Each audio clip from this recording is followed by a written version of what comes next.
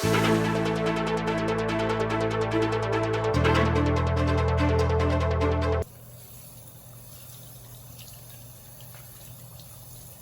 hands save lives. Iniigburing pawagan na ng World Health Organization o WHO Philippines karang memalin. Makasawpi ang panepamanos gamat bang manatili ang mabulas ing meto nga individual.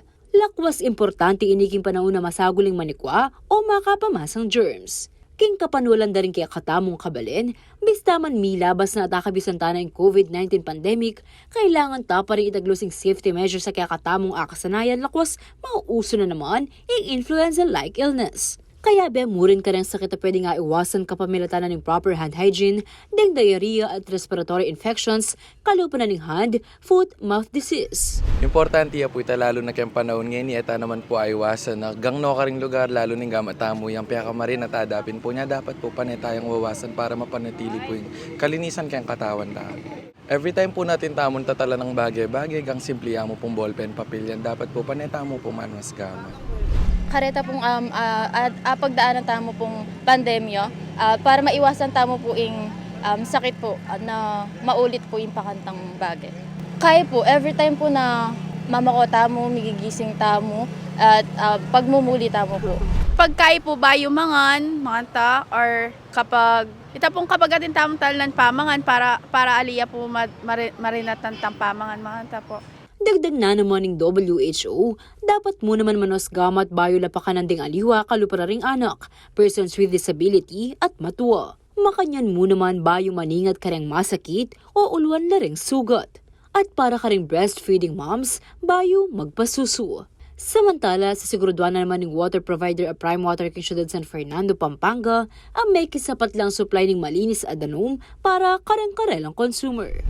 Well, aside kitang typical na chlorination method, we also have pump stations with this UV or ultraviolet hydro-optic disinfection process. And then in some areas, we also have different types of filtration system according to the need na treatment. Then we also conduct regular flushing activity by draining our main pipelines, and this is usually done during nighttime. As to water testing naman, meron tayong monthly bacteriological test and semi-annual physical chemical testing which is conducted naman by DOH accredited laboratory. King Ciudad, atin lang may 57,000 residential accounts at 3,000 commercial as a serbisyon. Bista man importante kanuing pamangamit danum at pamanos gamat, pakisabi na muri ning branch manager na ning Prime Water CSFP ay John Canlas, ay iwasan ing pamanaksayang danum.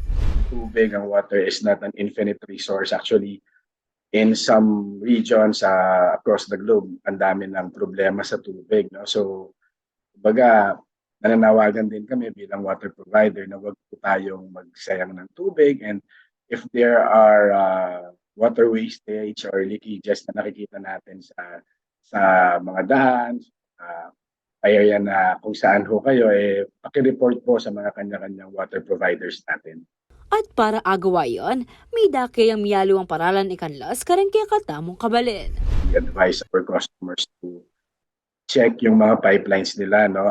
Mga toilet flush, mga faucet, kasi minsan meron tayong mga leaks na hindi visible, no? Usually, lalo na kapag yung mga pipelines natin is embedded underground. And then kung meron tayong mga water tanks na ginagamit sa mga bahay natin, make sure na hindi nag-overflow. And then yun na, nabanggit kanina, no, while washing hands or brushing our teeth, siguro just turn off the faucet when not in use. Ako, ingke kayong talasuyo, Liana Canilaw, ating pusong makabalin.